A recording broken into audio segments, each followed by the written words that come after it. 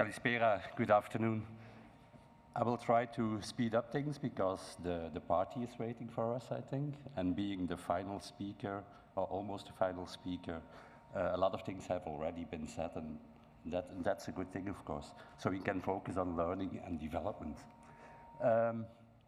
This is my third time in Athens, and my first time was in 1988, so I'm even a bit older than some speakers said earlier on.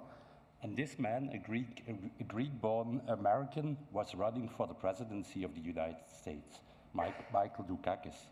But since then, the world has changed tremendously.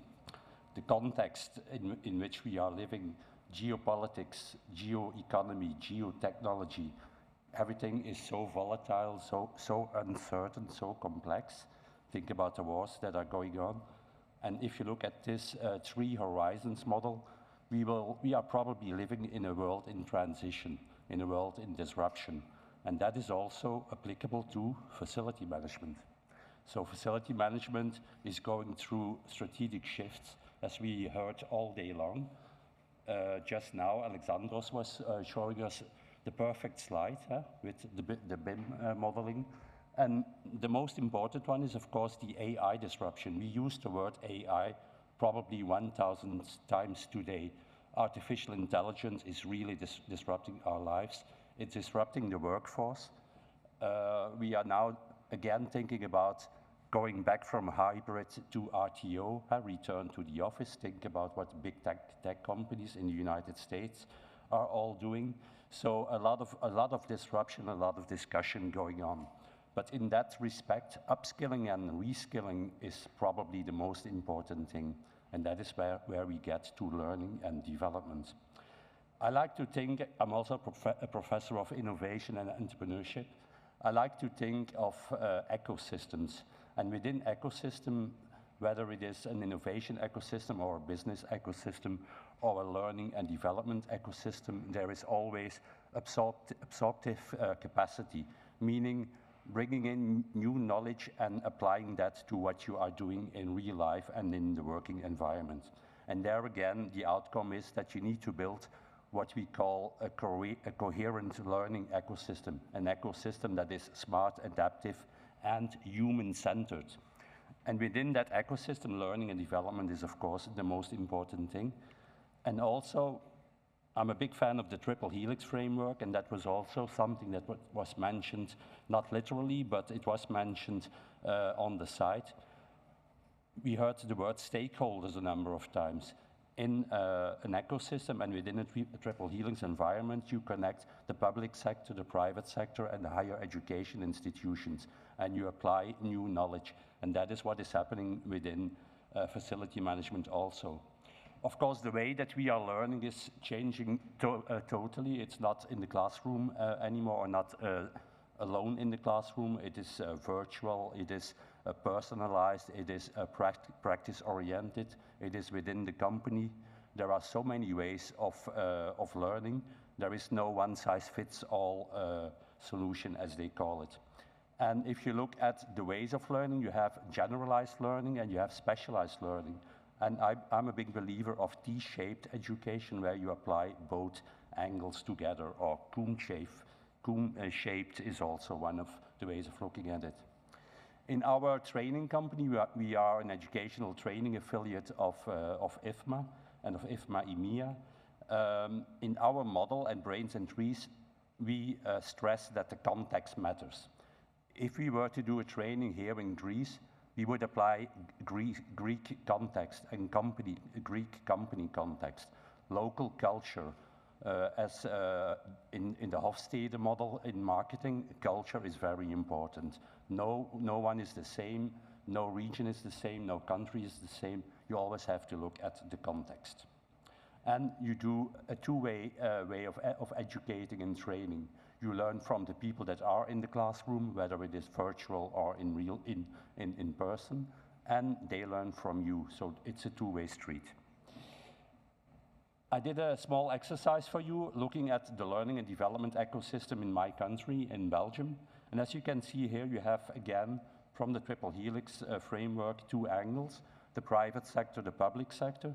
where you see that a number of things are happening on the vocational and secondary level and on the bachelor level. But we have a gap in Belgium with respect to the master level. We don't have masters in facility management in Belgium currently. There is one across the border in Maastricht, where someone here in the room is going to study, but we don't have it in our country. So maybe that is something to reflect on for your own country, for Greece in this case. Looking at the private sector, you see a number of examples, and among which Brains and Trees, we offer the IFMA credentials and certificates also. Very important for the young people here present in the auditorium is what will be happening with the new generations. The changing learning demographics, if you think about Generation Z, about Generation Alpha, the coming generation, they have another way of looking at learning and another way of looking at development, at training, and at education. They have a strong interest in sustainability, in the social impact, in the work-life balance. They need personalized training, they need rapid feedback. They want to develop their skills. They are technology-centric. They are more than digital natives. They have never known another way of working. They are totally digital. And they are looking at digital platforms, at digital tools.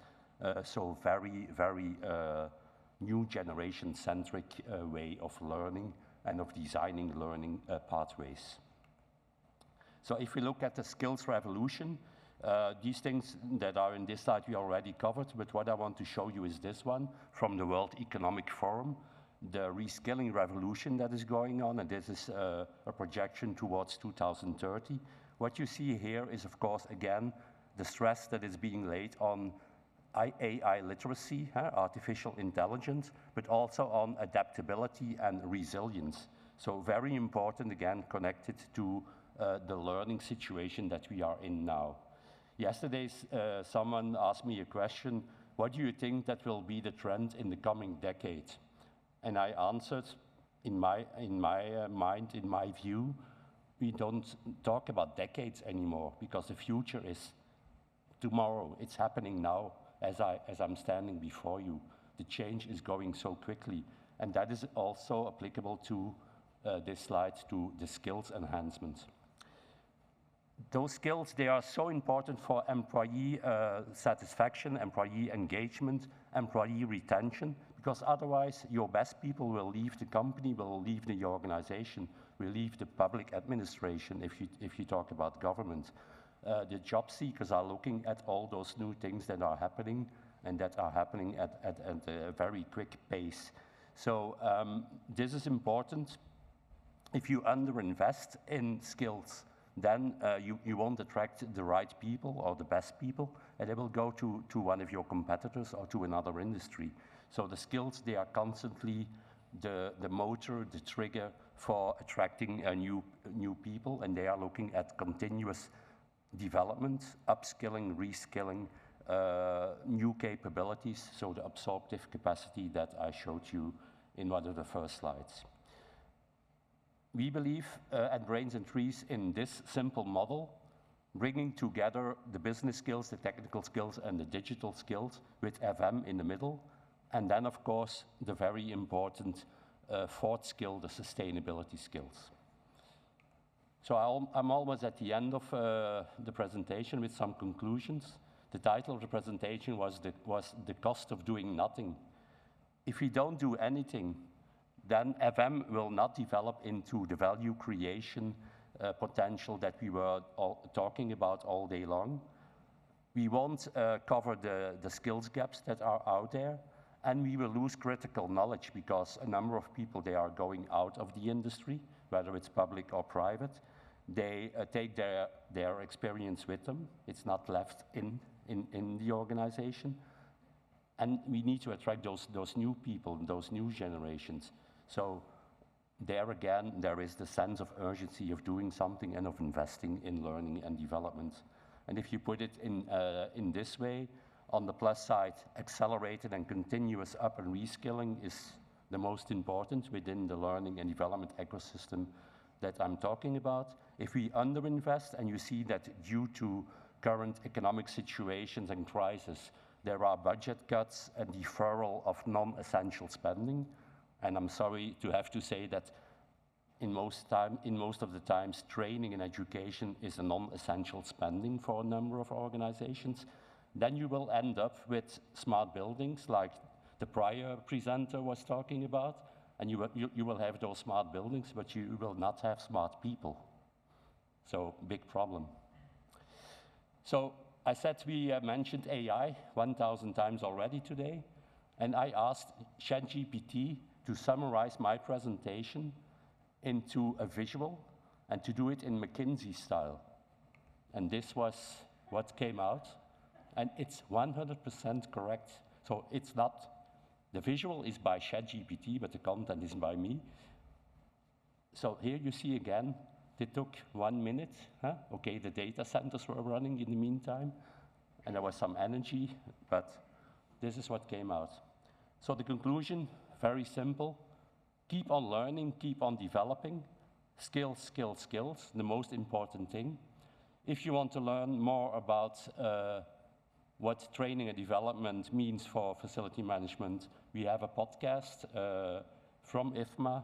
It was recorded, I think, in The Hague. I'm looking at Lara. You can look at it. We won't do it now. That is our website. And for now, thank you so much for inviting me to present here in beautiful Athens. This is my third time, and I will for sure return a fourth time. Thank you.